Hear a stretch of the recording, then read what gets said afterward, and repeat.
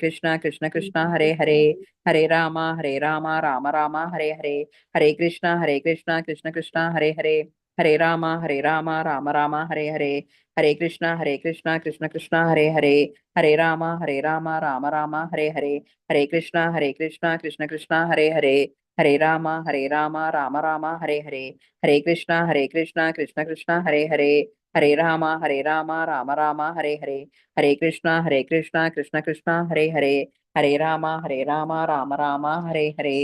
जय श्री कृष्ण चैतन्य प्रभु नित्यानंद श्री अद्वैत गदाधर श्री वासादि गौर भक्त वृंदा। हरे कृष्णा माता जी। हरे कृष्णा माता जी।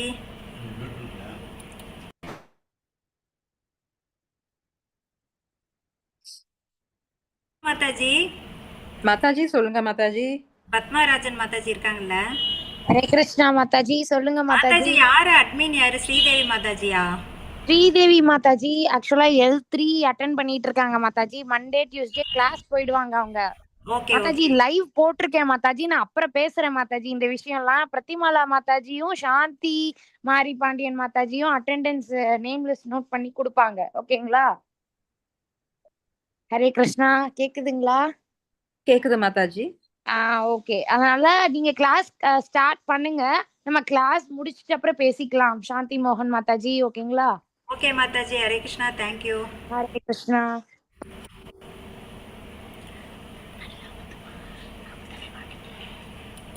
மாதாஜி பிரணதி யாராவது வாசிக்கிறீங்களா?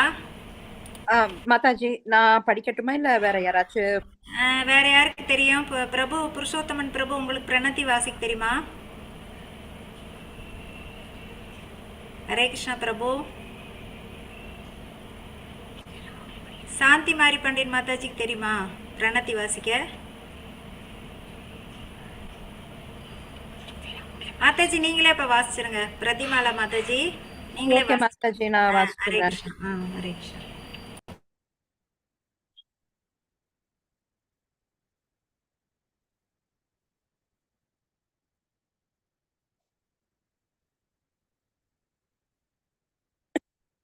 जय श्री कृष्ण चैतन्य प्रभु नित्यानंद श्री अद्वैत गदाधर श्री वासादि गौर भक्त वृंदा। ओम नमो भगवते वासुदेवाय। ओम नमो भगवते वासुदेवाय। ओम नमो भगवते वासुदेवाय। ओम अज्ञान तिमिरांधस्य ज्ञानांजन शलाकया शशुर्उन्मीदं येन तस्मै श्री गुरवे नमः।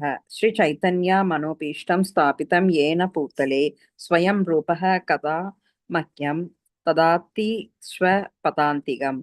वन्दे अहं श्रीक्रोह श्रीयुतपथकमलं श्रीकुरून् वैष्णवांस च श्रीरूपं शाक्रजातं सहगण रघुनान्वितं तं च जीवं साद्वैतं सावधूतं परिजनसहितं कृष्णचैतन्यदेवं श्रीराधाकृष्णपादान् सह गणललिता श्रीविशाखान्वी तां सच। हे कृष्णा करुणा सिंधु दीन बंधु जगत्पदे गोपेश गोपिका कांता राधा कांता नमोस्तुते।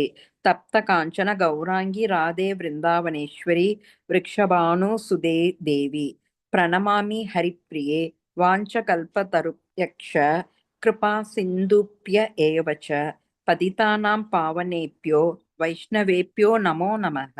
नमो ब्रह्मण्य देवाय को ब्राह्मणहिताय च जगद्हिताय कृष्णाय गोविन्दाय नमो नमः।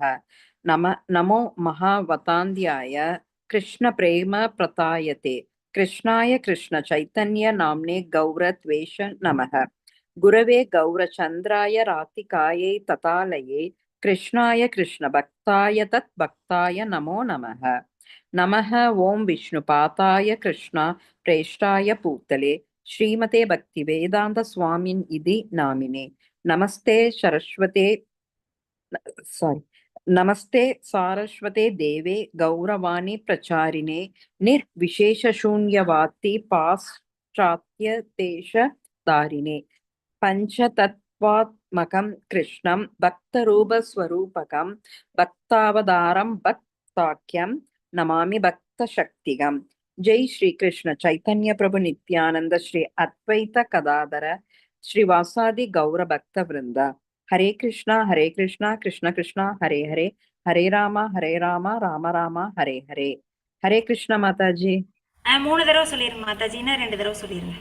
ஹரே கிருஷ்ணா கிருஷ்ண கிருஷ்ணா ஹரே ஹரே, ஹரே ராமா ராம ராமா ஹரே ஹரே, ஹரே கிருஷ்ணா கிருஷ்ண கிருஷ்ணா மாதா, ஹரே ராமா ராம ராமா ஹரே ஹரே.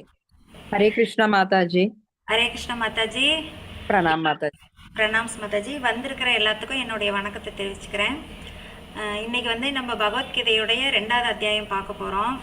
இது வந்து பகவத்கீதையின் சுருக்கம், கீதையின் சாரம்.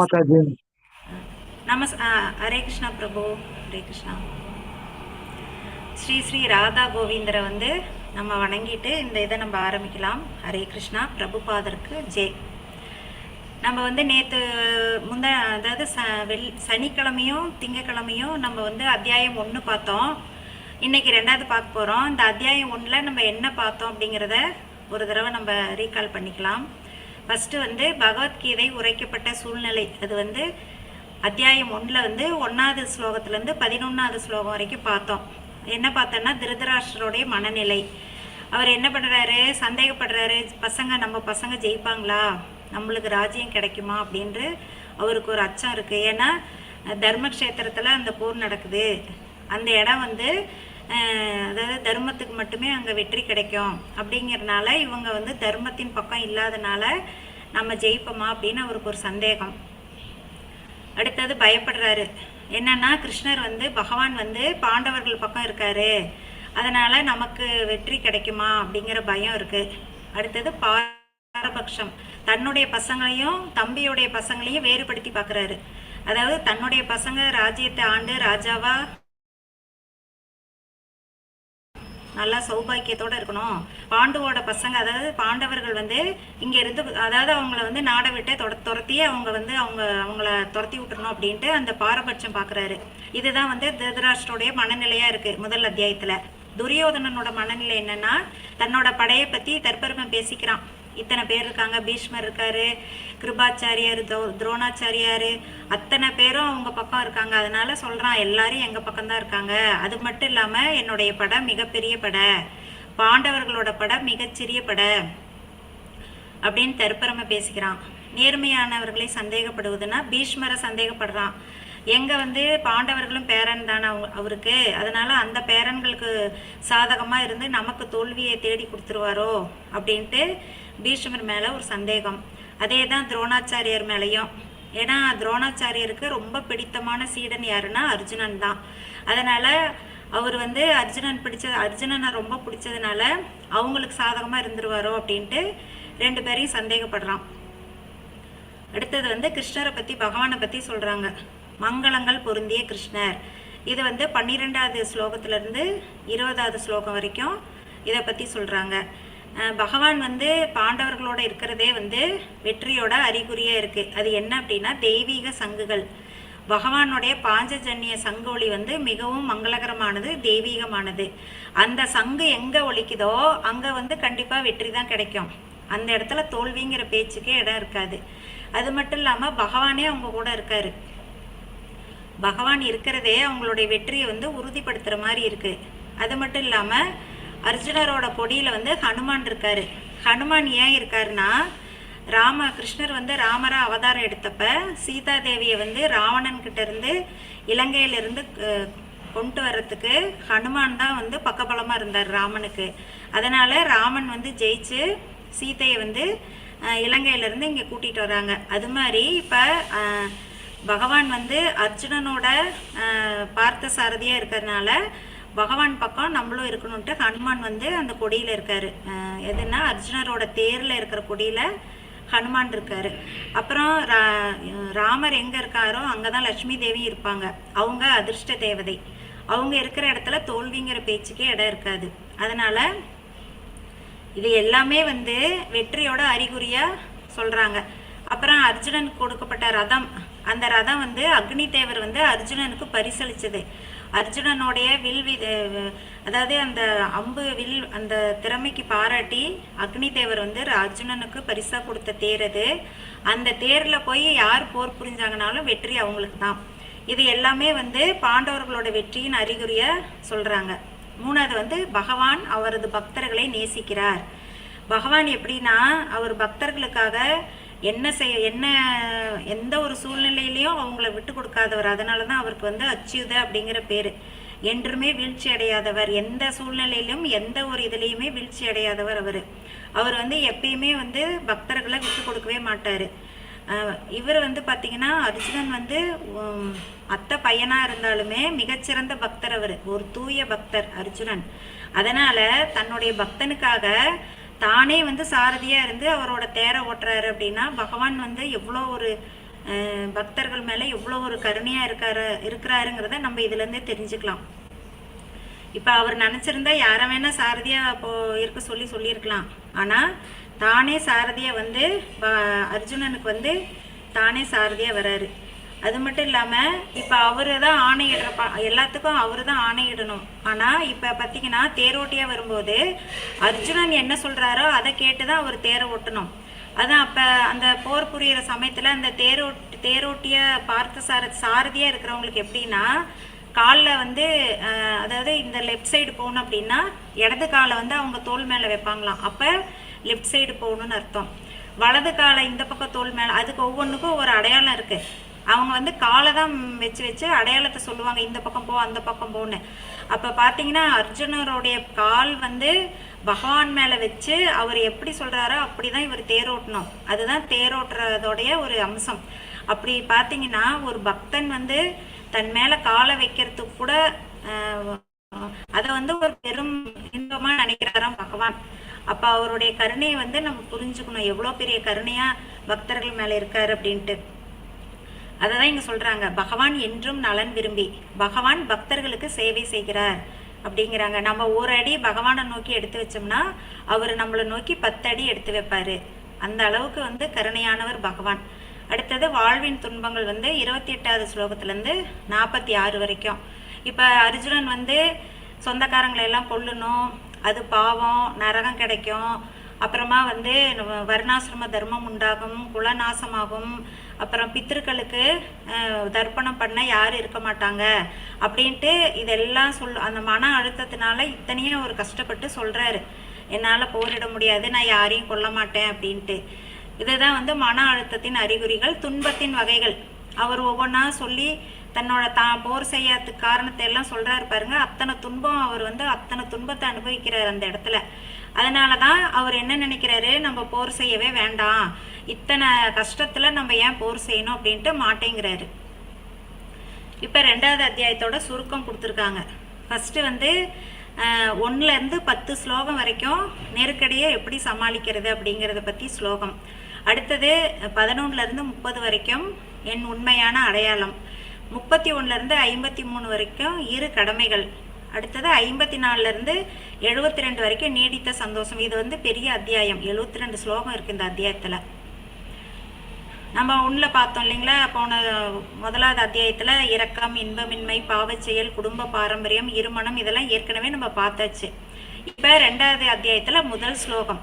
சஞ்சய உவாச்ச மாதாஜி, பிரதிமலா மாதாஜி. மாதாஜி சொல்லுங்க மாதாஜி.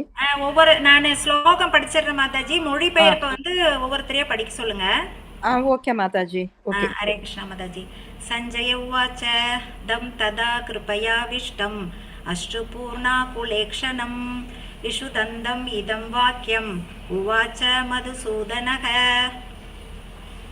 சாரதா மாதாஜி நீங்க படிக்கிறீங்களா? மொழி படிக்கிறேன் மாதாஜி. தேங்க்யூ மாதாஜி. ஹரே கிருஷ்ணா. சஞ்சயன் கூறினான், அர்ஜுனன் இரக்கத்தினால் மூழ்கி மனம் பலவீனமடைந்து கண்களில் கண்ணீர் மல்கிய நிலையில் இருப்பதை கண்ட மதுசூதனான கிருஷ்ணர் பின்வருமாறு கூறினார். ஹரே கிருஷ்ணா. இப்ப வந்து இது வந்து யாருன்னா சஞ்சயன் கூறுறாரு திருதராஷ்டிரன் கிட்ட. சஞ்சய் உவாச்சனா சஞ்சயன் கூறினான், அர்ஜுனன் இரக்கத்தினால் மூழ்கி மனம் பலவீனமடைந்து கண்களில் கண்ணீர் மல்கிய நிலையில் இருப்பதை கண்ட மதுசூதனரான கிருஷ்ணர் பின்வருமாறு கூறினார். இதை வந்து சஞ்சயன் வந்து திருதராஷ்டிரத்தை சொல்றாரு. இந்த மாதிரி அர்ஜுனன் வந்து ரொம்ப இரக்கத்தினால மனசு ரொம்ப பலவீனம் அடைஞ்சு நான் போர் புரிய மாட்டேன்னு சொல்லிட்டு கண்ணில் கண்ணீரோட இருக்கிறாரு. அதை பார்த்த பார்த்த மதுசூதனரான கிருஷ்ணர் வந்து பின்வருமாறு கூறுறாருன்னு சொல்லிட்டு சஞ்சயன் வந்து திருதராஷ்டிரர்கிட்ட சொல்றார். இதுல உட்பார்வை என்னன்னா, அர்ஜுனனோட துயருற்ற நிலை உட்கார்ந்துருக்காரு தேர்ல. என்னால முடியாது, போர் புரியல, நான் என் கை கால்லாம் நடுங்குது, நாக்கு வறண்டு போகுது, இந்த பாவத்தை நான் செய்ய மாட்டேன், இதனால இத்தனை பிரச்சனைகள் வரும், எனக்கு நரகம் கிடைக்கும், அதனால நான் செய்ய மாட்டேன் அப்படின்னு உட்காந்துடுறாரு. அப்ப பகவான் மதுசூதனனான கிருஷ்ணர் வந்து அவருக்கு இனிமேல தான் உபதேசம் கொடுக்க ஆரம்பிக்க போறாரு. மதுசூதனர் அப்படின்னு சொல்றது எதனான்னா, மதுங்கிற ஒரு அரக்கனை அழிச்சாரு பகவான். அது மாதிரி இப்ப அர்ஜுனனுக்கு இருக்கிற அறியாமைங்கிற இந்த அரக்கனையும் அழிக்க போறாரு. அதை பயன் பண்ணி தான் இங்க மதுசூதனரான கிருஷ்ணர் அப்படின்னு சொல்றாங்க.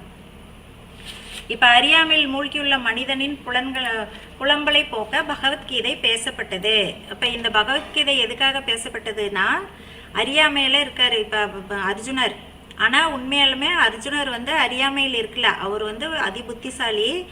ஆனாலும் பகவான் வந்து அவர் மூலமா நம்மளுக்கு இதெல்லாம் சொல்றதுக்காக அவரை வந்து அந்த ஒரு சூழ்நிலை கொண்டு வந்து இந்த கீதை சொல்றதுக்காக வேண்டி இந்த மாதிரி ஒரு இது பண்றாரு பகவான். பௌதிக இரக்கம், கவலை, கண்ணீர் ஆகியவை தன்னை ஆத்மாவை பற்றிய உண்மையை அறியாததன் அறிகுறிகள் ஆகும். நித்தியமான ஆத்மாவிற்காக இரக்கம் கொள்வதே தன்னை உணர்வதாகும். இப்ப வந்து இரக்கப்படுறது, கவலைப்படுறது, கண்ணீர் விடுறது, இதெல்லாம் இந்த உடம்புக்கு தான், இந்த உடம்பு சம்பந்தப்பட்ட விஷயங்களுக்காக தான் இதெல்லாம் செய்யறோமே ஒழிய ஆத்மா தான். நம்ம வந்து உடல் அல்ல ஆத்மா அப்படின்னு தெரிஞ்சுக்கிட்டா, அந்த மாதிரி தெரிஞ்சுக்கிட்டவங்க இறக்கப்பட மாட்டாங்க, கவலைப்பட மாட்டாங்க, கண்ணீர் விட மாட்டாங்க. ஏன்னா ஆத்மாவுக்கு வந்து இன்பமும் இல்லை, துன்பமும் இல்லை. அது வந்து அழியாதது, நித்தியமானது. இந்த உடலை வச்சுதான் நம்ம ஒவ்வொன்றும் முடிவு பண்றோமே ஒழிய ஆத்மா அப்படின்னு அறிஞ்சவங்க வந்து இந்த மாதிரி எல்லாம் பண்ண மாட்டாங்க, இறக்கப்பட மாட்டாங்க, கவலைப்பட மாட்டாங்க. நித்தியமான ஆத்மாவிற்காக இரக்கம் கொள்வதே தன்னை உணர்வதாகும். அதாவது தன்னுணர்வு அப்படின்னா என்னன்னா, இந்த ஆத்மாவை நினைச்சு இரக்கம் கொள்ளணும். என்ன இரக்கம் கொள்ளணும்னா, இந்த ஆத்மா இப்படி பிறந்து இறந்து இந்த பூமியில கஷ்டப்படுது, இந்த ஆத்மாவிற்கு இந்த மாதிரி கஷ்டம் இல்லாம ஒரே அடியா பகவானை போய் அடைஞ்சிருச்சுன்னா இந்த ஆத்மா, அப்பதான் அந்த ஆத்மா எப்படி இருக்கும், சந்தோஷமா நிலையா பகவான்கிட்ட இருக்கும் அப்படின்னு சொல்லி ஆத்மாவுக்காக இறக்கப்படுறது தான் தன்னுணர்வு அடையிறது அப்படிங்கிறது. உடலுக்காக இறக்கப்படுறது வந்து அதாவது உண்மை தெரிஞ்சவங்க வந்து இந்த உடலுக்காக கவலைப்பட மாட்டாங்க, கண்ணீர் விட மாட்டாங்க, இரக்கம் கொள்ள மாட்டாங்க அப்படின்னு சொல்றாங்க. இப்ப நான் பதவி உயர்வு, மதிப்பீடு, நல்ல மதிப்பெண், நல்லுறவு, பொருளாதாரம் இவைகளுக்காக புலம்புகிறேனா? கவலை, நிச்சயமின்மை, வருத்தம் இவைகளால் பாதிக்கப்பட்டுள்ளேனா? ஆம் எனில் பகவத்கீதை எனக்காகவே உள்ளது. இப்ப இது எல்லாமே பாத்தீங்கன்னா நம்ம வந்து பௌதீக உலகம் சம்பந்தப்பட்டது.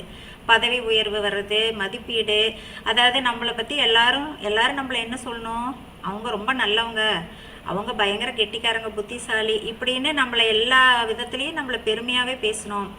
நல்ல மதிப்பெண் வேணும், எல்லா சொந்தக்காரங்களும் நம்மளை வந்து தலைமையில தூக்கி வச்சுட்டு கொண்டாடணும். பொருளாதாரத்தை பொறுத்த வரைக்கும் ஃபினான்ஷியலாக நான் ரொம்ப நல்லா டெவலப் ஆகி நல்லா இருக்கணும். இதுக்காகலாம் நம்ம கவலைப்படுறோமா, புலம்புறோமா? அப்புறம் இதுக்காகலாம் இதெல்லாம் வந்து பௌதீக சம்மந்தப்பட்ட விஷயங்கள் எல்லாமே. கவலை, நிச்சயமின்மை, வருத்தம் இதெல்லாம் நம்மளை வந்து பாதிக்குதா அப்படின்னா நம்மளுக்கு சொல்யூஷன் எதுல இருக்கு? பகவத்கீதையில இருக்கு. ஸ்ரீ பகவான் உவாச்ச புதஸ்த்வா கஷ்மலம் இதம் விஷமே சமுபஸ்திதம் அனார்யஜூஷ்டம் அஸ்வர்க்கியம் அகீர்த்திகரம் அர்ஜுன.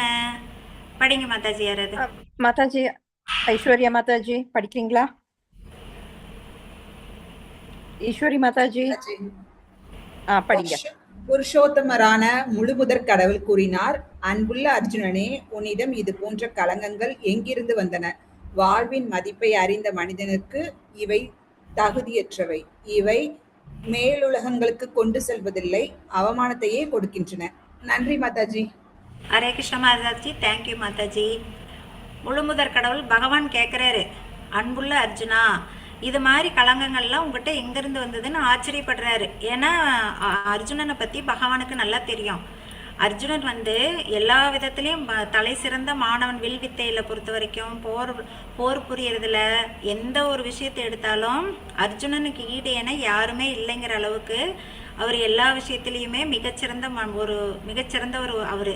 அதே மாதிரி பக்தியிலையும் தூய பக்தி, பகவான்கிட்ட வந்து எந்த அளவுக்கு ஃப்ரெண்ட்ஸாக இருந்தாலுமே 2 பேரும், அவரும் ரொம்ப ரொம்ப தூய பக்தி உடையவர். அதனால தான் பகவான் வந்து அர்ஜுனரை தேர்ந்தெடுக்கிறாரு. பகவத்கீதை சொல்கிறதுக்கு பகவான் வந்து அர்ஜுனரை தேர்ந்தெடுக்கிறாருன்னாவே நம்ம தெரிஞ்சுக்கலாம் எவ்வளோ ஒரு அதாவது அவர்கிட்ட எவ்வளோ ஒரு இது இருக்குங்கிறத. அதனால் அவருக்கு வந்து பகவானுக்கே ஆச்சரியமாக போகுது. இந்த மாதிரிலாம் நீ ஏன் பேசுகிற, இந்த மாதிரிலாம் எப்படி எங்கேருந்து வந்தது, இந்த மாதிரி ஒரு மனநிலை உனக்கு, இந்த மாதிரி ஒரு களங்கங்கள்லாம் உனக்கு எப்படி வந்துச்சு, வாழ்வின் மதிப்பை அறிந்த மனிதனுக்கு இவை தகுதியற்றவை, நீ எல்லா விதத்துலேயும் சிறந்தவன், உனக்கு எப்படி இந்த மாதிரி வந்துச்சு, இதெல்லாம் தகுதி இல்லாதவங்க பேசுகிற பேச்சு, நீ எப்படி இப்படி பேசுகிற அப்படின்ட்டு அவருக்கு ரொம்ப ஆச்சரியமாக இருக்குது. இதை வந்து உன்னை மேலுலகங்களுக்கு கொண்டு போகாது, இந்த மாதிரி ஒரு முடிவு அவமானத்தை தான் கொடுக்கும் அப்படின்னு சொல்லி சொல்கிறார். இப்போ பகவானோட முக்கியத்துவம் அப்படின்னு பார்த்தோம்னா, பகவானுடைய முக்கியத்துவத்தை பேசணும்னா நம்மளுக்கு டைமே பத்தாது, அவ்வளோ இருக்குது பகவானை பற்றி. கிருஷ்ணருக்கு இணையானவங்களோ அவரோட உயர்ந்தவங்களோ யாருமே கிடையாது. ஏன்னா இந்த உலகத்தை படைத்தவர், ஜட இயற்கையை படைத்தவர், இந்த உயிர்வாளிகளை படைத்தவர், அதாவது 84 லட்சம் உயிரினங்களை படைத்து அவங்கள காப்பாற்றுறவர், ஒவ்வொரு ஜீவாத்மாக்குள்ளேயும் பரமாத்மாவாக இருக்கிறவர், அதே மாதிரி சாட்சியாகவும் இருக்கிறாரு, ஒவ்வொரு ஜீவாத்மாக்குள்ளேயும் சாட்சியாக இருக்காரு, கட்டுப்படுத்துகிறாரு. முக்குணங்களை கொடுத்தது அவர் தான், 5 புலன்களை கொடுத்தது அவர் தான், 26 மூலக்கூறுகளை கொடுத்தது அவர் தான், சகலமும் பகவான் தான். பகவான் இல்லாத இந்த உலகத்தில் ஒன்றுமே, இந்த அதாவது 14 லோகங்கள், கிரகங்கள், எத்தனை உலகத்தில் இருக்கோ அத்தனையும் படைச்சது பகவான் தான். பகவானுக்கு இணையானவங்க யாருமே இல்லை. அதே மாதிரி 6 முழுமையான ஐஸ்வர்யங்களுக்கு உரிய ஒரே ஒருத்தர் யாருன்னா பகவான் தான். பிரம்ம சம்ஹிதையில் இவர் சொல்கிறாரு, பிரம்மா வந்து பகவானை பற்றி பாடுறாரு. ஈஸ்வரக பரம கிருஷ்ணக சச்சிதானந்த விக்கிரக அநாதிராதிர் கோவிந்த சர்வ காரணம் அப்படின்னு, அதாவது இந்த உலகத்தில் இருக்கிற சகலத்துக்கும் மூல காரணம், சர்வ காரணம் பகவான் மட்டுமே அப்படின்னு சொல்லி பகவானோட முக்கியத்துவத்தை பற்றி நம்ம பேசிகிட்டே போகலாம். அந்த கிருஷ்ணர் வந்து ஆச்சரியப்படுறாரு, அர்ஜுனன் இப்படி பேசணுன்னு நீ எப்படி இப்படி பேசுகிற, எப்படி உங்ககிட்ட இவ்வளோ களங்கங்கள் வந்துச்சு அப்படின்னு ஆச்சரியப்படுறாரு. களங்கங்கள்னா என்ன, இப்போ போரிட மாட்டேன் அப்படின்னா ஃபஸ்ட்டு வந்து அவர் கடமையை நிராகரிக்கிற மாதிரி ஆயிரும். அர்ஜுனன் வந்து போரிடலைன்னா அவர் சத்திரியர், அவருடைய கடமை வந்து போரிடுறது. அந்த கடமையிலிருந்து தவறுற ஒரு முதல் பாவம், அது முதல் தப்பு. 2வது, நான் வந்து கொன்னேன்னா அவங்களுக்கு பாவம் கிடைக்குங்கிறாரு. ஆனால் அவர் போர் புரியலைன்னா தான் அவருக்கு பாவம். கொல்றது வந்து அவருடைய கடமை. கொன்னாலுமே அவருக்கு வந்து அந்த பாவம் வந்து அவரை சேராது. ஏன்னா அவருடைய கடமை வந்து எதிராளிகளை போர் புரியணும், கொல்லணும், அதுதான் அவருடைய கடமை. அப்படியே அவங்கள கொல்ல முடியாமல் அர்ஜுனர் இறந்தாலுமே அவருக்கு சொர்க்கத்தில் இடம் கிடைக்கும். என்னென்னா சத்திரியர்கள் வீரமரணம் அடைஞ்சால் அவங்களுக்கு சொர்க்கத்தில் இடம் கிடைக்கும். இவர் பண்ணலைன்னா இவருக்கு வந்து இவருடைய என்ன சொல்கிறது, இவ்வளோ நாள் இவர் பெற்ற வெற்றி எல்லாமே வீணாக போயிடும். என்ன சொல்லுவாங்கன்னா, இறக்கத்தினால அவர் போர் புரியலைன்னு சொல்ல மாட்டாங்க, பயந்துட்டாரு, கோடத்தனத்தினால தான் அவர் போர் புரியல அப்படின்ற ஒரு கெட்ட பேர், அவமானம் தான் வரும். அதனால் இதெல்லாம் இத்தனை களங்கங்கள் இருக்குது. ஆரியன் அப்படிங்கிறவன் யாருன்னா, அதாவது ஆரியர்கள்ங்கிறதுக்கு ஒரு தனி இதே இருக்குது. ஆரியர்கள் யார் அப்படின்னா, தன்னோட கடமையிலிருந்து தவறாமல் தனக்கு விதித்த கடமைகளை ஃபாலோ பண்ணுறவங்க தான் ஆரியர்கள். அந்த மாதிரி இருக்கிறவங்க, அதாவது ஆன்மீக தன்னுணர்வை அடிப்படையாக கொண்ட நாகரிகத்தை உடையவர்கள் தான் ஆரியர்கள். அவங்க என்னென்னா, பௌதீக பந்தத்திலேருந்து முழுசும் விடுபட்டு முக்தி பெறுவதை பற்றிய அறிவில்லாதவர்களை வந்து ஆரியர்களை ஏற்றுக்க முடியாது அப்படின்னு சொல்லி பகவான் சொல்கிறாரு. அதனால் ஆரியர்களுக்கு வந்து இந்த அளவுக்கு மதிப்பு இருக்குது. அந்த மதிப்பை அறிஞ்ச மனுஷன்தான் ஆரியனா ஏற்றுக்க முடியும் அப்படிங்கிறாங்க. இந்த மாதிரி எண்ணங்களின் பலன்கள் வந்து கடைசியில் வந்து இதை தான் கொடுக்கும் அப்படின்னு சொல்கிறாரு. ஸ்ரீ பகவான் உவாச்ச, இது படிச்சாச்சா? பகவானின் 6 ஐஸ்வர்யங்கள். பராசர முனிவர்னு ஒருத்தர், யாருன்னா வியாசதேவரோட அப்பா. அவர் வந்து பகவானோட 6 ஐஸ்வர்யங்களை இதெல்லாம் சொல்கிறாரு. முழுமையான அழகு, முழுமையான அறிவு, முழுமையான தியாகம், முழுமையான பலம், முழுமையான புகழ், முழுமையான செல்வம். இந்த 6 ஐஸ்வர்யங்களும் நிரம்பினவர் தான் பரமபுருஷ பகவான். அதாவது அழகுன்னா சும்மா இல்லை, முழுமையான அழகு. இப்போ நம்ம எல்லாருமே பகவானோட பார்ட் அண்ட் பார்சல்ஸ்ன்னு படித்தோம். இப்போ நம்மளுக்கும் பகவானுடைய இதில் கொஞ்சமாவது இருக்கும். அது எப்படின்னா, இப்போ பகவான் வந்து ஒரு கடல் அப்படின்னா நம்மெல்லாம் அதில் ஒரு சின்ன ட்ராப்பு, அவ்வளோதான். இப்போ ஜீவாத்மாக்களே பாருங்கள், சிலருக்கு அழகு அறிவு இருக்கும் ஆனால் மற்ற 4 இருக்காது. சிலருக்கு பலம் புகழ் செல்வம் இருக்கும், மற்ற 3 இருக்காது. ஆனால் இது அத்தனையுமே ஒரு சேர முழுமையாக இருக்கிறது பகவான் கிருஷ்ணருக்கு மட்டும்தான் அப்படின்னு சொல்கிறதுனால தான் இது வந்து பகவானினுடைய 6 ஐஸ்வர்யங்கள் அப்படின்னு சொல்கிறாங்க.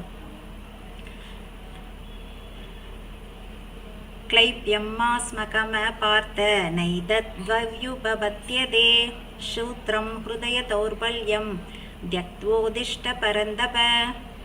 யாராவது ஒருத்தங்க வாசிங்க மாதாஜி. ஹரே கிருஷ்ணா மாதாஜி. ஹரே பிருதாவின் மகனே, இது போன்ற இழிவான தளர்ச்சிக்கு இடம் கொடுக்காதே. இது உனக்கு பொருத்தமானதல்ல. இது போன்ற அற்பமான இதய பலவீனத்தை கைவிட்டு எதிரிகளை தவிர்க்க செய்பவனே எழுவாயாக. ஹரே கிருஷ்ணா மாதாஜி. ஹரே கிருஷ்ணா மாதாஜி. பகவான் சொல்றாரு பிருதாவின் மகனே அப்படின்னா, குந்திக்கு இன்னொரு பேரு பிருதான் பேரு.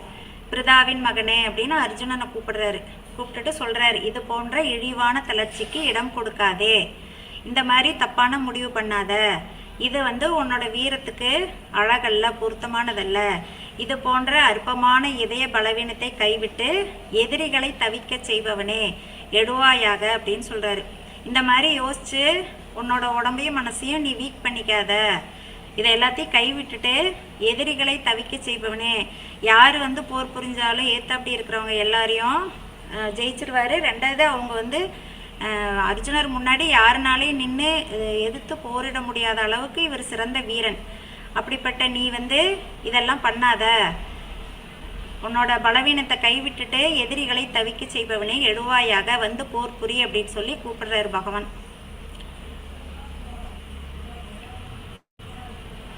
अर्जुन उवाच कदं भीष्मम् अहं संख्ये द्रोणं च मधुसूदन इषुभिः प्रतियोत्स्यामि पूजार्हौ हरिसूदन. பிரபுஜி யாராவது ஒருத்தர் படிங்க. புருஷோத்தமன் பிரபுஜி இருக்காரு, சுரேஷ் ஜி இருக்காரு, யாரோ ஒருத்தர் படிங்க பிரபு.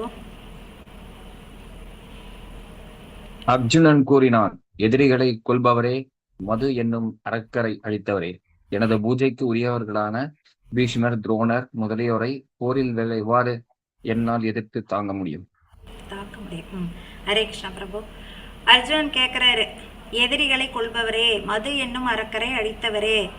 பகவான் வந்து மது அப்படிங்கிற ஒரு அரக்கனை அழிச்சதுனால அவருக்கு மதுசூதனன் அப்படின்னு ஒரு பேர் இருக்கு. அந்த பேரை வச்சு கேட்கிறாரு, எனது பூஜைக்கு உரியவர்களான பீஷ்மர் துரோணர் 2 பேர் யாரு? பீஷ்மர் வந்து தாத்தா, துரோணர் வந்து குரு.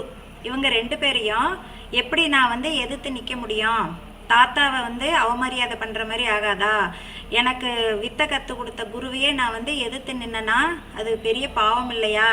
அது வந்து மரியாதை குறைவாக இருக்காதா? நான் எப்படி அவங்கள வந்து எதிர்த்து நின்று நான் போர் புரிய முடியும்? நீங்களே சொல்லுங்க அப்படின்னு கேட்குறாரு. குரு நகத்வாஹி மகானுபாவான் ஸ்ரேயோ போக்தோம் பைக்ஷம் அபீகலோகே ஹத்வார்த்த காமாம்ஸ்து குருன் இகைவ புஞ்சிய போகான் ருதிர பிரதிக்தான். மொழிபெயர்ப்பு யாராவது ஒருத்தங்க படிங்க. ஈஸ்வரி மாதாஜி. ஹரே கிருஷ்ணா மாதாஜி. ஹரே கிருஷ்ணா மாதாஜி, படிங்க மாதாஜி. மகாத்மாக்களான எனது ஆச்சாரியார்களின் வாழ்வை அழித்து நான் வாழ்வதை விட இவ்வுலகில் பிச்சை எடுத்து வாழ்வதே மேல். உலக லாபங்களை விரும்பும் போதிலும் அவர்கள் பெரியோர்களே. அவர்கள் கொல்லப்பட்டால் நாம் அனுபவிப்பவை அனைத்திலும் இரத்த கரை படிந்திருக்கும். ஹரே கிருஷ்ணா மாதாஜி. ஹரே கிருஷ்ணா மாதாஜி. கேட்குறாரு, மகாத்மாக்களான எனது ஆச்சாரியார்களின் அவங்களெல்லாம் கொண்டுட்டு கிருபாச்சாரியார் துரோணாச்சாரியார் இவங்கெல்லாம் மகாத்மாக்கள். எனக்கு வந்து வித்தையை கற்றுக் கொடுத்த ஆசிரியர்கள்.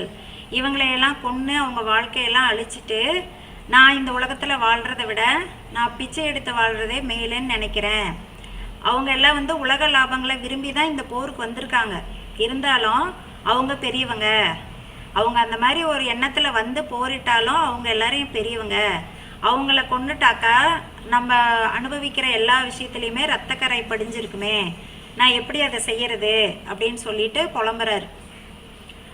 ந சைதத் வித்ம கதரன்னு கரியோ யத்வா ஜயேம யதிவானு ஜயேயுகு யான் ஏவ ஹத்வா நஜுஜு விஷாமஸ் தேவஸ்திதா பிரமுகே தார்த்தராஷ்டிராஹ. ஹரே கிருஷ்ணா மாதாஜி. யாராவது ஒருத்தங்க படிங்க மாதாஜி. நர்மதா மாதாஜி படிக்கிறீங்களா? ஹரே கிருஷ்ணா மாதாஜி. நர்மதா மாதாஜி. மாதாஜி, அவளுக்கு மீட் அன்மீட் செல்ல என்ன வைக்க சொல்லி இப்பதான் வாங்கியிருக்கா, அதனால நம்பர் அனுப்ப முடியல. அவளுக்காண்டி வேணா நான் படிக்கிறேன் அக்கா சாரதா. மாதாஜி ஓகே, நானே சரிங்க படிக்கிறேன். மாதாஜி. படிங்க. தேங்க்யூ மாதாஜி. அவர்களை நாம் வெல்வதா அவர்களால் வெல்லப்படுவதா மாதாஜி சாரி எது சிறப்பதென்று நாம் அறியோம்.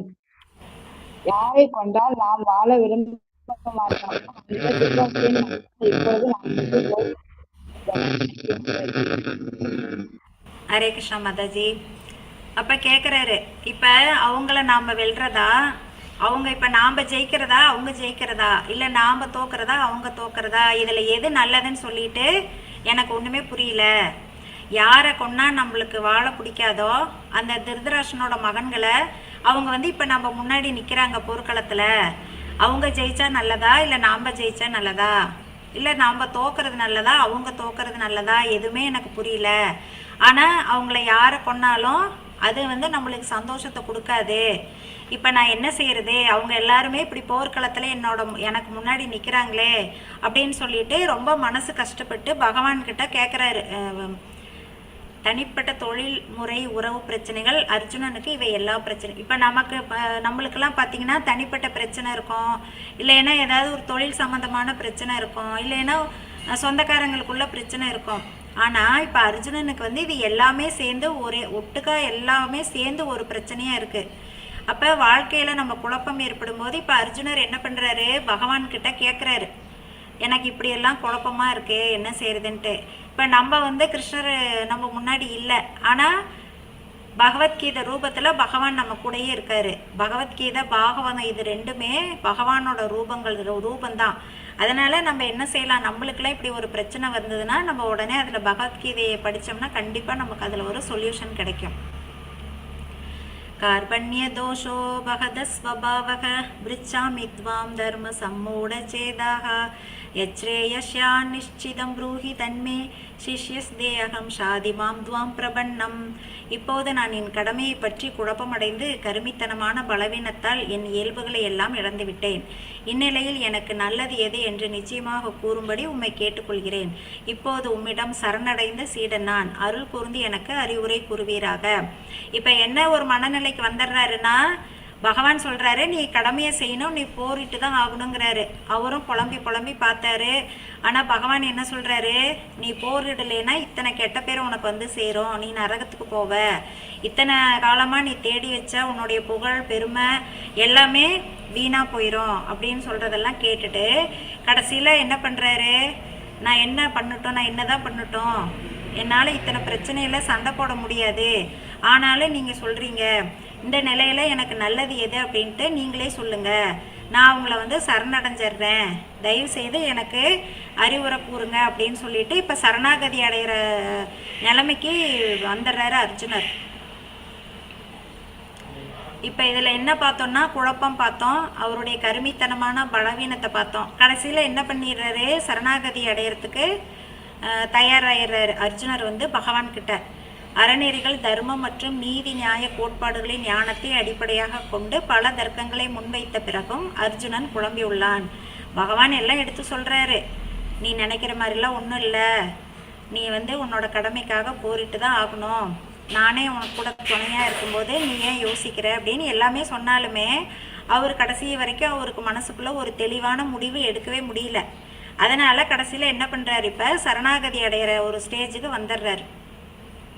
இப்போ இதில் வந்து வாழ்க்கைக்கான பாடத்தை நம்ம என்ன தெரிஞ்சுக்கணும்னா, கிருஷ்ணர்கிட்ட அடைக்கலம் பண்ணுறது ஒன்று தான் வாழ்க்கையில் நம்மளை வந்து முன்னேற்ற பாதையில் கொண்டு செல்லும், அதுதான் ஒரே வழி. இல்லைன்னா குழப்பங்கள் மாறி மாறி வந்து நம்மளை வந்து தாக்கிட்டே இருக்கோம். நம்ம எப்போ பாரு ஒரு குழம்பிய மனநிலையோட எந்த ஒரு முடிவும் எடுக்க முடியாமல் நல்லது எது கெட்டது எதுன்னு தெரியாமல் தவிச்சுக்கிட்டே இருப்போம் அப்படின்னு சொல்லி சொல்கிறாங்க. நெருக்கடியை சமாளிக்கிறதுக்கு இப்போ ஒரு உறுதி இல்லாத ஒரு நிலைமையில, முடிவெடுக்க முடியாத ஒரு சூழ்நிலையில நல்லது எது கெட்டது எது செய்யலாமா வேண்டாமாங்கிற மாதிரி ஒரு சூழ்நிலை, உறுதியா ஒரு முடிவெடுக்க முடியாத நெருக்கடியான சூழ்நிலையில நம்ம என்ன செய்யணும்னா பகவானை சரணடையணும். இதையே தான் சொல்றாங்க. உறுதியின்மைனா என்ன? கடமையை செய்யறதா வேண்டாமா, எது நல்லது, நம்ம போர் புரியலாமா வேண்டாமா, போர் புரிஞ்சு நாம் ஜெயிக்கலாமா வேண்டாமா, இல்லை நம்ம ஜெயிக்கணுமா அவங்க ஜெயிக்கணுமா, நம்ம தூக்கணுமா அவங்க தூக்கணுமா, இது எல்லாமே தான் ஒரு உறுதி இல்லாத தன்மை. இதெல்லாம் எதனால் வந்ததுன்னா பற்றுதல்னால தான் வருது. ஒரு விஷயத்தில் குழப்பம் ஏற்படுது, முடிவெடுக்க முடியாத ஒரு சூழ்நிலை வருதுன்னா நம்ம அதன் மீது வச்ச பற்றுதல்னால தான் இத்தனையும் வருது அப்படின்னு சொல்கிறாங்க. எது சரி எது தப்புன்னு கூட நம்மளால் பிரித்து பார்க்க முடியாத அளவுக்கு நம்ம நிலமை மோசமாக போகும். எதனாலன்னா நாம் வைக்கிற பற்றுனால. கடைசியில் என்ன பண்ணோம்? சரணாகதி தான் பண்ணணும், வேறு வழி இல்லை.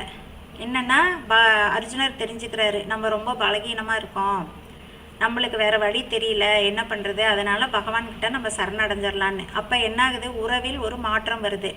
என்ன மாற்றம்னா, இப்போ இவ்வளோ நாள் 2 பேரும் ஃப்ரெண்ட்ஸு, நண்பர்கள்ன்ற ஒரு உறவு இருந்தது. அத்தை மகன் மாமன் மகன் அத்தை மகன்ற ஒரு உறவு இருந்தது.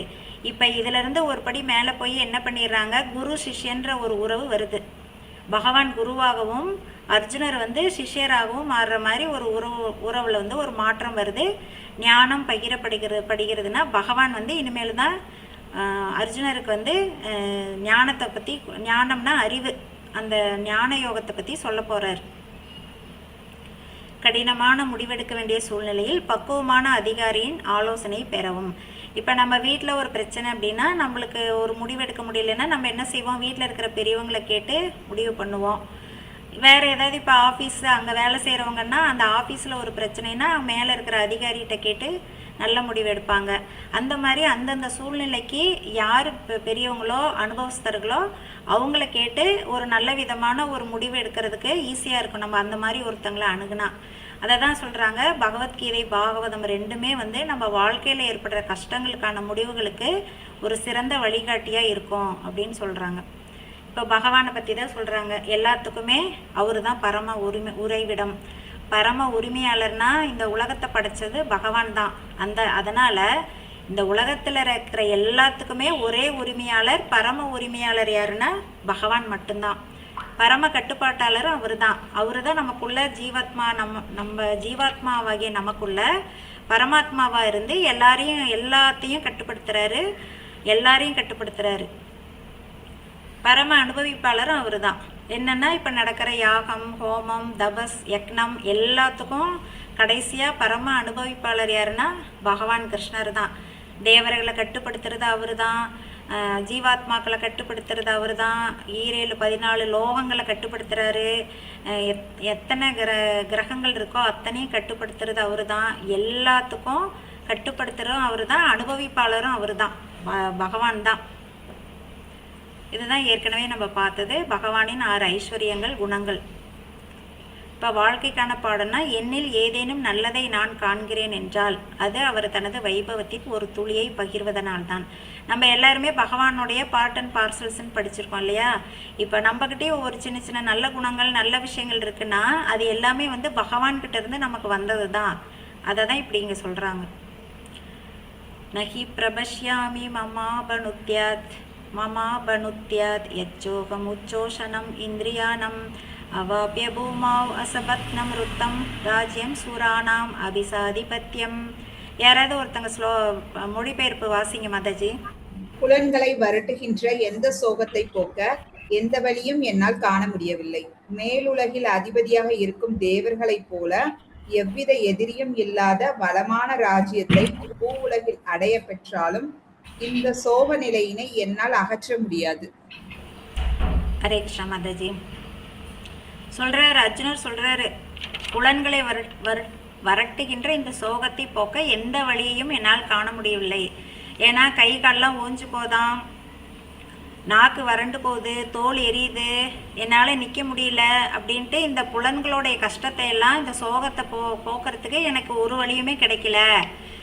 மேலுலகில் அதிபதியாக இருக்கிறவங்க யாருன்னா இந்திரன், இந்த மாதிரி பிரம்மா, இந்திரன், இவங்க சிவன், இவர் இந்திரன், பிரம்மா, சிவன் இவங்கெல்லாம் வந்து மேலுலகத்தில் அதிபதியாக இருக்காங்க. அவங்களுக்கெல்லாம் வந்து நல்ல ராஜ்யத்தை வச்சுட்டு யாரும் அவங்களுக்கெல்லாம் எதிரி கிடையாது. அவங்களாம் அமைதியாக அவங்கவுங்க ராஜ்யத்தை ஆண்டுட்டு இருக்காங்க.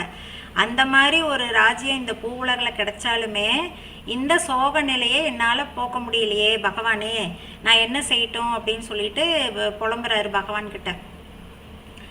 சஞ்சய உவாச்ச ஏவம் உக்த்வா ஹ்ருஷிகேஷம் குடாகேஷ பரந்தபக ந யோத்ஸ்ய இதி கோவிந்தம் உக்த்வா தூஷ்ணிம் பபூவக. ஹரே கிருஷ்ணா. யாராவது வாசிங்க மாதாஜி.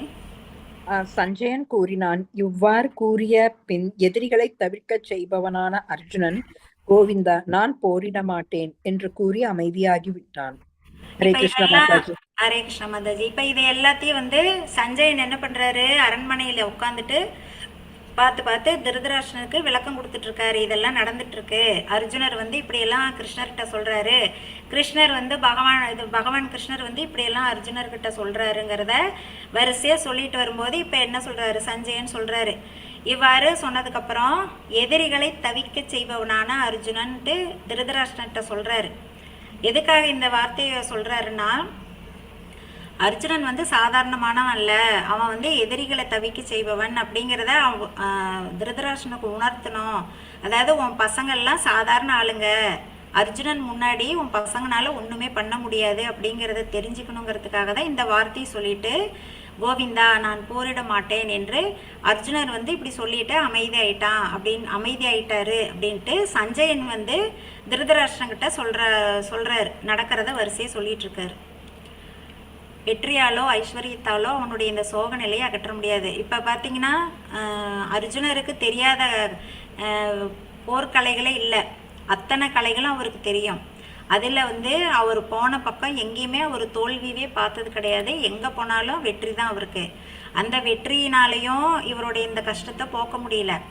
ஐஸ்வர்யம், அவங்களுக்கு ஐஸ்வர்யத்துக்கு குறைச்சலே கிடையாது.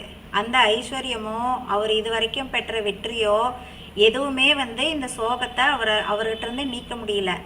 அதனால என்ன அதாவது ஒரு சோகம் வரும்போது அந்த நேரத்தில் நம்மளுடைய உணர்தல், உண்மை ஞானம்தான் நம்மளை இந்த சோகத்திலேருந்து வெளியில் கொண்டு வருமே ஒழிய ஒரு வெற்றியோ ஐஸ்வர்யமோ மற்ற எந்த ஒரு விஷயத்துலேருந்தோ அந்த சோகத்தை நான் போக்க முடியாது அப்படிங்கிறத சொல்கிறாங்க. எதிரியை வெல்பவனே, எந்த எதிரி வந்தாலும் அர்ஜுனன் வந்து அவங்கள தோக்கடிச்சிருவார். யார் வந்தாலும் ஜெயிக்கிறது வந்து அர்ஜுனனாக தான் இருக்கும். அந்த மாதிரி ஒரு சிறப்பான தகுதி இருக்குது. இருந்தாலும் அந்த அர்ஜுனன் தான் இந்த மாதிரி ஒரு சூழ்நிலையில் உட்காந்துருக்காரு. அவரோட சோக நிலையை அவருனாலேயே போக்க முடியல. ரிஷிகேஷரான ஸ்ரீகிருஷ்ணர். ரிஷிகேஷர்னா புலன்களின் அதிபதி அப்படின்னு அர்த்தம். அதாவது புலன்களை கட்டுப்படுத்துபவர், எல்லா புலன்களுக்கும் அதிபதி. அதாவது அத்தனை உயிர்வாழிகளோட புலன்களுக்கும் அதிபதி யாருன்னா பகவான் கிருஷ்ணர் தான். அதனால தான் அவரை வந்து ரிஷிகேஷர் அப்படின்னு சொல்கிறாங்க. வாழ்க்கைக்கான பாடம் இதுலேருந்து நம்ம என்ன தெரிஞ்சுக்கணுன்னா, பணத்தினால பொருளை வாங்க முடியும், ஆனால் சந்தோஷத்தை வாங்க முடியாது. நம்ம ஆசைப்படுற பொருள் எல்லாத்தையும் வாங்கலாம், நம்ம ஆசைப்படுற இடத்துக்கு போகலாம், செலவு பண்ணிவிட்டு அந்த இடத்துல போய் சுற்றி பார்த்துட்டு வரலாம், நம்ம ஆசைப்படுற பொருளை வாங்கலாம், பணத்தை வச்சு எல்லாம் செய்யலாம். ஆனால் சந்தோஷத்தை மட்டும் பணத்தை வச்சு வாங்க முடியாது. அர்ஜுனனை போன்ற மாவீரனுக்கே கிருஷ்ணரின் துணை இல்லாமல் வாழ்வின் பிரச்சனைகளை தீர்க்க முடியவில்லை என்றால் நம் போன்றவர்களை பற்றி என்னென்று சொல்வது? அர்ஜுனருக்கே இப்படி ஒரு நிலைமைனா நம்மளாம் ஒரு சாதாரண ஜீவாத்மாக்கள். அதாவது முக்குணங்களால் ஐம்புலன்களுக்கு கட்டுப்பட்டு இந்த முக்குணங்களால் நம்ம வந்து பண்ணாத தப்பே கிடையாது. நம்ம வாழ்க்கையில் நம்ம முக்கால்வாசி தப்பு தான் பண்ணிகிட்டு இருக்கோம். ஏதோ ஒரு நாளைக்கு நம்மள அறியாமல் ஒரு நல்லது பண்ணுறோம். அந்த மாதிரி தான் இருக்குது நம்ம வாழ்க்கை நிலையெல்லாம். அப்போ வந்து அர்ஜுனருக்கே இப்படின்னா நம்மெல்லாம் கண்டிப்பாக கிருஷ்ணரோட துணை இல்லாமல் நம்ம நாளையில் ஒன்றுமே பண்ண முடியாது. அதை தான் நம்ம வந்து வாழ்க்கைக்கான ஒரு பாடமாக எடுத்துக்கணும். அப்போ உண்மையான மகிழ்ச்சியோட ரகசியம் என்ன? பகவத்கீதை, பாகவதம். இதிலிருந்து நம்மளுக்கு நம்ம வாழ்க்கையில் எப்படி நடந்துக்கணும், ஒரு சிக்கல் வந்தால் அதை எப்படி அதுலேருந்து வெளியில் வரணும், எதெல்லாம் செய்யலாம் எதெல்லாம் செய்யக்கூடாது அப்படிங்கிற எல்லா விஷயத்தையும் நம்ம பகவத்கீதை பாகவதம் மூலமாக தெரிஞ்சு, அதே நேரத்தில் ஒரு குரு, நம்மளுக்கு ஒரு ஆன்மீக குருவை நம்ம ஒரு குருவாக வச்சு அவங்க வழிகாட்டுதலின்படி நம்ம வாழ்க்கையை கொண்டு போனோம்னா கண்டிப்பாக நம்ம வாழ்க்கை வந்து மகிழ்ச்சியாக இருக்கும். நம்ம வாழ்க்கையோட மகிழ்ச்சியின் ரகசியம் வந்து இந்த 2 புத்தகத்துலேயும் இருக்குது அப்படின்னு சொல்கிறாங்க. தம் உவாச்ச கிருஷிகேஷ பிரஹசன் இவ பாரத சேனையோரூபயோர் மத்தியே விஷுதந்தம் இதம் வச்சக. பரதகுல தோன்றலே, அச்சமயத்தில் இரு தரப்பு சேனைகளுக்கு மத்தியில் துயரத்தால் பாதிக்கப்பட்டிருந்த அர்ஜுனனிடம் கிருஷ்ணர் புன்சிரிப்புடன் பின்வருமாறு கூறினார். இப்போ என்ன செய்கிறாருன்னா, 2 சேனைகளுக்கு நடுவில் தான் நின்றுட்டு இருக்காங்க 2 பேரும். அந்த நின்று பார்க்கும்போது தான் அப்படி இருக்கிறவங்கள நம்ம சொந்தக்காரங்க நண்பர்கள், அவங்கள கொல்ல மாட்டேன்ற ஒரு முடிவுக்கு வர்றாரு. அப்போ துயரத்தால் பாதிக்கப்பட்டிருந்த அர்ஜுனன்கிட்ட கிருஷ்ணர் வந்து புன்சிரிப்போட சொல்கிறாராம், பரதகுல தோன்றலே அப்படின்னு சொல்லிட்டு ஆரம்பிக்கிறாரு. கிருஷ்ணர் வந்து அர்ஜுனனுக்கு இப்போ உபதேசத்தை ஆரம்பிக்கிறாரு. இப்போ தான் 2 பேருக்கும் உறவு முறை மாற்றம் வந்துருச்சு. சொந்தக்காரங்க ஃப்ரெண்ட்ஸுங்கிறது போய் இப்போ குரு சிஷ்ய உறவு முறையில் 2 பேரும் நிற்கிறாங்க. கிருஷ்ணரின் உபதேசம் அர்ஜுனனுக்கு மட்டுமல்ல, அனைவருக்கும் உரியதாகும். பகவத்கீதையின் ஞானம் நித்தியமானது, எப்போதும் தவறாதது. இந்த உபதேசம் வந்து பகவான் வந்து அர்ஜுனனுக்கு மட்டும் பண்ணல, நம்ம எல்லாருக்கும் தான் பண்ணியிருக்காரு. இந்த பகவத்கீதையில் சொல்லியிருக்கிற ஞானம், அறிவு வந்து நித்தியமானது, எப்பயுமே அழியாதது, தவறாதது, எந்த ஒரு தவறும் அதில் இருக்காது. ஸ்ரீ பகவான் உவாச்ச அசோச்யான் அன்வசோச்சஸ்துவம் பிரக்ஞாவாதாம்ச்ச பாஷசே கதாசுன் அகதாசும் ச நானு சோச்சந்தி பண்டிதாக. புருஷோத்தமரான முழுமுதற் கடவுள் கூறினார், அறிவாளியைப் போல பேசும் அதே சமயத்தில் கவலைப்பட வேண்டாதவற்றிற்காக நீ கவலைப்படுகிறாய். அறிஞர்கள் வாழ்பவர்களுக்காகவோ மாண்டவர்களுக்காகவோ வருந்துவதில்லை. இப்போ பகவான் சொல்கிறாரு, பரதகுல தோன்றலேன்னு சொன்னார் இல்லையா, அப்படின்னு சொல்லிட்டு அர்ஜுனன்கிட்ட சொல்கிறாரு, அறிவாளியை போல பேசுகிற, ஆனால் அதே சமயத்தில் நீ என்ன பண்ணுற, கவலைப்பட வேண்டாத ஒரு செயலுக்காக நீ கவலைப்படுற. அறிஞர்கள் என்ன பண்ணுவாங்க, உயிரோடு இருக்கிறவங்கள பற்றியும் கவலைப்பட மாட்டாங்க, இறந்து போனவங்கள பற்றியும் வருத்தப்பட மாட்டாங்க அப்படின்னு சொல்லி சொல்கிறாரு. நீ வந்து அறிவாளியை போல தான் பேசுகிற, ஆனால் எதுக்காக இப்படி தேவையில்லாத விஷயத்த நினச்சி கவலைப்படுற. அறிஞர்கள் என்ன, நீ வந்து ஒரு அறிஞன் தான், நீ ஒரு பயங்கர அறிவாளி புத்திசாலி தான் நீயே. ஆனால் அறிஞர்கள் எப்படி இருப்பாங்க, வாழ்பவர்களுக்காக கவலைப்பட மாட்டாங்க. அதாவது வாழ்பவர்களை நினச்சும் கவலைப்பட மாட்டாங்க, இறந்து போனவங்களை நினச்சும் அவங்க வருத்தப்பட மாட்டாங்க. நீ ஏன் இப்படியெல்லாம் பேசிகிட்டு இருக்க அப்படின்னு சொல்லி கேட்குறாரு.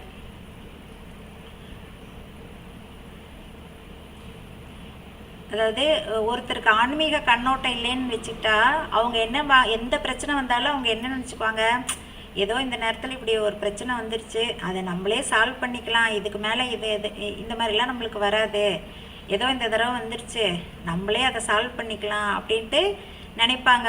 இவங்க யாருன்னா ஆன்மீக கண்ணோட்டம் இல்லாதவங்க. ஆனால் அந்த பிரச்சனை மறுபடியும் வராமல் இருக்காது, கண்டிப்பாக மறுபடியும் வரும்.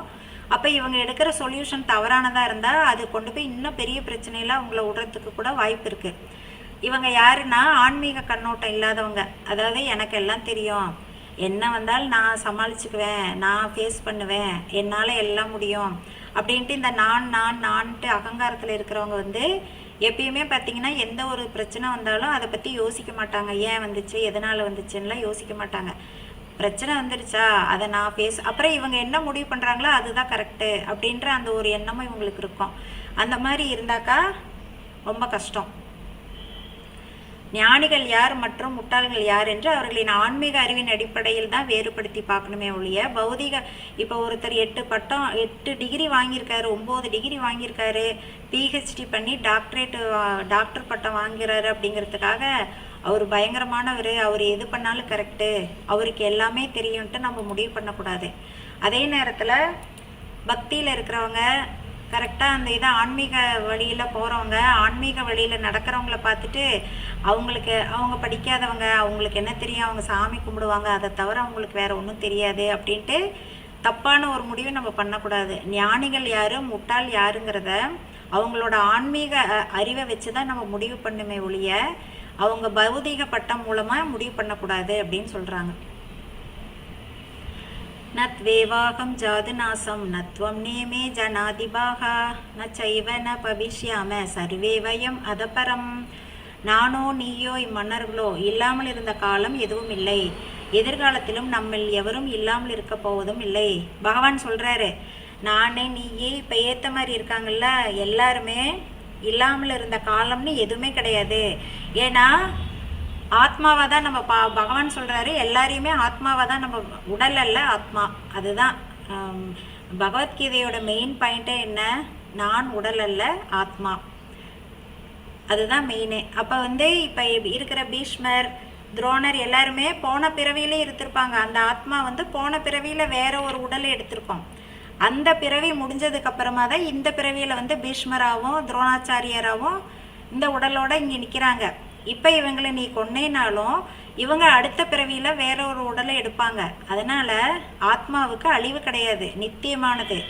அதை நெருப்பால் எரிக்க முடியாது, காற்றால் கரைக்க முடியாது, நீரால் அடித்து செல்ல முடியாது, ஆத்மாவை கொல்ல முடியாது, வெட்ட முடியாது, எதுவுமே பண்ண முடியாது. ஏன்னா ஆத்மா அழிவில்லாதது. அதனால் நீ கவலைப்படாத. இவங்களை நீ கொன்னேனாலும் இந்த ஆத்மா அடுத்த பிறவியில் வேற ஒரு உடலை எடுத்து இந்த பூமியில் இருக்க தான் போகுது. அதனால் நம்ம யாரும் போன பிறவிலையும் இருந்தோம், இந்த பிறவிலையும் இருக்கோம், இனி அடுத்த பிறவிலையும் இருப்போம். இங்கே இருக்கிற எல்லா ஆத்மாக்களும் எல்லாருமே அப்படி தான் அப்படின்னு சொல்லிட்டு பகவான் அர்ஜுனருக்கு விளக்குறாரு. நானோ நீயோ இம்மன்னர்களோ இல்லாமல் இருந்த காலம் எதுவும் இல்லை, எதிர்காலத்திலும் நம்மில் எவரும் இல்லாமல் இருக்க போவதும் இல்லை. இப்போ இந்த போர் நடக்குது, சண்டையில் எல்லாம் செத்து போயிடுறாங்கனாலும் இவங்க எல்லாருமே அடுத்த ஒரு உடல் எடுத்து அடுத்த ஒரு பிறவி எடுக்க தான் போகிறாங்க. அப்போ அந்த ஆத்மா நெக்ஸ்ட் ஒரு இதுக்கு போக தான் போகுது. இந்த ஆத்மாவுக்கு அழிவில்லாதனால அது மாறி மாறி உடலை எடுத்துக்கிட்டே தான் இருக்கும் அப்படின்னு பகவான் சொல்கிறாரு. தனித்தன்மையை எப்போதும் இழக்கப்படுவதில்லை ஆத்மாவை சொல்கிறாரு. ஆத்மா அதோட தனித்தன்மையை எப்பவுமே இழக்கிறதில்ல. என்னன்னா ஒவ்வொரு பிறவிக்கும் உடல் மாறுமே ஒழிய அந்த ஆத்மா நித்தியமானது தான். அவங்கவுங்க செய்த கர்மாக்களுக்கு ஏற்ற மாதிரி உடல் மாறுமே ஒழிய ஆத்மா நிலையானது, அதுக்கு மாற்றமே கிடையாது. நித்தியமான ஆன்மீக ஆத்மா அது. தவறான கண்ணோட்டத்தை முறியடிக்கணும். அதனால் என்ன செய்யணும், நான் உடல் அப்படிங்கிற அந்த தவறான கண்ணோட்டத்தை நம்ம முறியடிக்கணும். ஒருமைவாதம் பற்றிய கருத்து பகவானுக்கு. அப்புறம் சிலர்லாம் பார்த்தீங்கன்னா ஆத்மாலாம் இல்லை, உடல் உணர்வு இது ரெண்டு தான் இருக்குது. அந்த உணர்வு உடல் இருக்கிற வரைக்கும் இருக்கும். ஒரு சிலர் சொல்கிறது அப்படி தான், உடல் உணர்வு இருக்கிற வரைக்கும் இருக்கும், அந்த உடல் இறந்து போச்சுன்னா அந்த உணர்வும் அந்த உடலை விட்டு போயிடும், அதுதான் உயிர், மற்றபடி ஆத்மானில் எதுவும் கிடையாது அப்படிங்கிறது ஒரு சிலரோட வாதம். அதே மாதிரி பகவானுக்கு உருவமே இல்லை அப்படிங்கிறவங்களும் இருக்காங்க. பகவானை 3 நிலையில் உணர்றவங்க இருக்காங்க. அதாவது பிரம்மன், பரமாத்மா, பகவான் அப்படின்னு 3 நிலையில் உணர்றவங்க இருக்காங்க. இவங்க 3 பேருடைய நிலையும் ஒவ்வொரு நிலையிலிருந்து வேறுபட்டதாக இருக்கும். அதை நம்ம இன்னும் விரிவாக அடுத்த இதில் படிப்போம். ஆத்ம விஞ்ஞானம். இப்போ மரணத்திற்கு அருகில் இருந்த அனுபவம், உடலை விட்டு வெளியில் இருந்த அனுபவம், பூர்வ ஜென்ம நென்மங்கள். இது அஜாமிலன்கிறவரோட ஒரு கதையை தான் இப்படி போட்டிருக்காங்க. அஜாமிலன் ஒருத்தர் இருப்பார். அவர் ஒரு நல்ல ஆன்மீக வைதிக குடும்பத்தில் பிறந்தவர். அவங்க அம்மா அப்பா ரொம்ப பக்திமானாக இருக்காங்க. அதனால் இவருக்கும் சின்ன வயசுலேருந்தே ரொம்ப பக்தி பண்ணிட்டு அதாவது என்னென்ன கடமைகள் செய்யணுமோ பகவானுக்குரிய கடமைகள் எல்லாம் செஞ்சுட்டு ரொம்ப பக்திமானாக இருக்கார். அப்போ ஒரு தடவை அவங்க பூஜைக்கு பூ பறிக்கணும் அப்படிங்கிறதுக்காக காட்டுக்கு போகிறாரு இவர் பூ பறிக்க. அங்கே போகும்போது ஒரு விலை மாதமும் ஒரு ஆடவனோட ஒரு விலை மாதம் இருக்கிற ஒரு தவறான ஒரு கோலத்தை பார்க்குறாரு.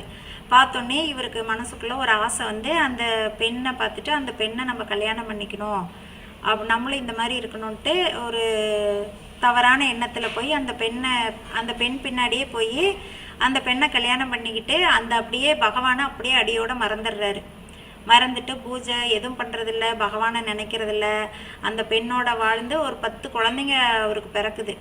அப்போ 10 குழந்தைங்க பிறந்து அதுக்கப்புறம்தான் இவருக்கு பிறந்துருது. கொஞ்சம் உடம்பு சரியில்லாமல் படுத்துருவார். அப்போ ஒரு உயிர் போகிற கட்டத்துக்கு அவர் உடல்நிலை கொஞ்சம் இதாகிடுது. அப்போ அவருக்கு படுத்திருக்காரு. அவருக்கு யமதூதர்கள் கண்ணுக்கு தெரியுறாங்க. பார்த்தோன்னா ரொம்ப பயந்து, ஐயோ நம்ம இறந்துருவோம் மாட்டிருக்கேன்ட்டு நாராயணா நாராயணா அப்படின்னு கத்துறாரு.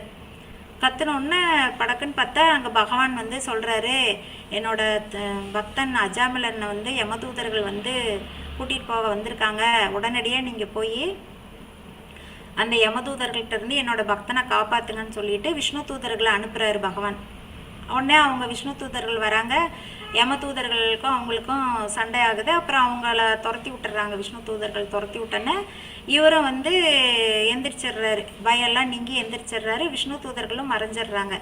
அப்போ என்ன காரணம்னா, நாராயணான்னு சொல்லி அவர் கூப்பிட்டது வந்து பகவானை கூப்பிடல, அவருடைய 10வது பையனுக்கு அந்த பகவான் மேலே இருந்த ஒரு பரிச்சயத்தில் நாராயணன் பேர் வச்சிருப்பாரு. அந்த பையனை தான் கூப்பிடுறாரு. அந்த பயமான ஒரு சூழ்நிலையில் ஐயோ நம்ம பையனை நம்ம பக்கத்தில் இருந்தால் நல்லா இருக்கும்ட்டு அந்த மகனை வந்து நாராயணான்னு கூப்பிட்டா அந்த இதுக்கு ஒரு வார்த்தைக்கு காத்திருந்த மாதிரி பகவான் என்ன பண்ணுறாரு, தன்னுடைய தூதர்களை அனுப்பி காப்பாத்துறாரு. அப்போ தான் அவருக்கு வந்து புரியுது, நம்ம வந்து எப்படி வாழ்க்கையை வீண் பண்ணிட்டோம் இத்தனை நாளா. நம்ம கொஞ்ச காலம் பண்ண பக்திக்காக வந்து பகவான் வந்து இவ்வளோ பெரிய கருணையை நமக்காக கொடுத்து நம்ம உயிரை காப்பாற்றிருக்காரு. நம்ம வந்து அதனால் இனிமேல் வந்து நம்ம வாழ்க்கையை வந்து இந்த மாதிரி தப்பான வழியில் இந்த மாதிரி இதில் கொண்டு போகக்கூடாதுன்னு சொல்லிட்டு மறுபடியும் அவர் பக்தராகி தூய பக்தராகி அப்புறம் அவருடைய இறப்பு தருவாயில் மரண தருவாயில் விஷ்ணு தூதர்கள் வந்து இதை கொண்டு வந்து என்ன சொல்கிறது, புஷ்பக விமானத்தை கொண்டு வந்து அஜாமிலனை வந்து பகவான்கிட்ட கூட்டிகிட்டு போகிறாங்க. அப்போ பார்த்தீங்கன்னா அவர் சின்ன வயசில் பண்ண அந்த பக்தியோட பலனை அவர் அந்த நாராயணான பகவான் காத்துட்டு இருந்த மாதிரி எப்போ நம்ம நாமத்தை சொல்லுவான் நம்ம பக்தன் அப்படின்ட்டு காத்துட்டு இருந்த மாதிரி அந்த பையனை கூப்பிட்ட அந்த ஒரு நாமத்துக்கு கட்டுப்பட்டு அஜாமிலனுக்கு வந்து இவ்வளோ பெரிய ஒரு இதை பகவான் கொடுக்குறாரு அப்படின்னா பகவானோட கருணைக்கு இதை விட ஒரு உதாரணம் நம்மளுக்கு தேவையே இருக்காது. அவ்வளோ கருணைமயமானவர் பகவான் அப்படின்ட்டு இதில் சொல்கிறாங்க. அதில் பார்த்திங்கன்னா அவருக்கு மரணத்துக்கு அருகில் இருந்த அந்த அனுபவமும் அவருக்கு கிடைக்குது, உடலை விட்டு வெளியில் இருந்த அனுபவம் கிடைக்குது, பூர்வ ஜென்ம நினைவுகள். இந்த மாதிரி பக்தர்களுக்கு வந்து பகவான் வந்து எல்லா விதத்துலேயும் எல்லாத்தையும் உணர்த்துவார் அப்படின்னு சொல்லி இதிலேருந்து நம்ம தெரிஞ்சுக்கலாம். சரி, இந்த ஒரு ஸ்லோகத்தோடு நம்ம முடிச்சுக்கலாம். தேகினோ அஸ்மின் யதா தேகே கௌமாரம் யவ்வனம் ஜரா ததா தேகாந்திர பிராப்தே தீரஸ்தத்ர ந முஹ்யதி. தேகத்தை உடையவனின் உடல் சிறுவயது இளமை முதுமை என்று கடந்து செல்வதைப் போல ஆத்மா மரணத்தின் போது வேறு உடலுக்கு மாற்றம் பெறுகிறது. நிதான புத்தியுடையவர் இது போன்ற மாற்றத்தால் திகைப்பதில்லை. பகவான் சொல்றாரு, தேகத்தை இப்போ குழந்தையா இருக்கோம், அப்புறம் சின்ன பையனாகிறோம், அப்புறம் காலேஜ் படிக்கிற பையனாகிறோம், அப்புறம் வேலைக்கு போகிறோம், அப்புறம் கல்யாணம் பண்ணுறோம், அப்புறம் குழந்தைங்க பிறக்குது, அப்புறம் வயசாகுது, முதுமையாயிடுறோம், இறந்து போயிடுறோம். அப்போ என்ன ஆகுது, இந்த ஆத்மா வந்து இந்த உடலை விட்டுட்டு அடுத்த உடலுக்கு போயிடுது. இது வந்து நிதான புத்தியோடவங்க யாரும் இந்த மாதிரி ஒரு மாற்றத்தை கண்டு திகைப்பதில்லை அப்படின்ட்டு அர்ஜுனருக்கு சொல்கிறாரு, பகவான் சொல்கிறாரு. அதான் இதை தான் அதை சொல்லியிருக்காங்க. சின்ன குழந்தையா பிறக்கிறோம், அப்புறம் தவழ்கிறோம், அப்புறம் நடந்து பழகிறோம், அப்புறம் ஓடுறோம், விளையாடுறோம், ஸ்கூலுக்கு போகிறோம், காலேஜ் போகிறோம், படிக்கிறோம், அப்புறம் வேலைக்கு போகிறோம், கல்யாணம் ஆகுது, ஒரு நடுத்தர வயசாகுது, அப்புறம் வயசாகுது, கடைசியில் இறந்து போகிறோம். இதுதான் வந்து உடல் மாற்றம், இயற்கையின் விதி. இந்த உடல் மாற்றத்துக்காகவோ இந்த மரணத்தை பார்த்தோ நிதான புத்தியுடைய யாரும் திகைப்பதில்லை அப்படின்னு சொல்கிறாங்க. வாழ்க்கைக்கான பாடம் இதுதான். நம்ம இதோட கிளாஸ் முடிச்சுக்கலாம். வாஞ்சா கல்ப தருப்பியஷ கிருபா சிந்துப்பியே வச்ச பதிதானாம் பாவனேபியோ வைஷ்ணவேபியோ நமோ நமக. அனந்தகோடி வைஷ்ணவ விருந்தகி ஜெய்.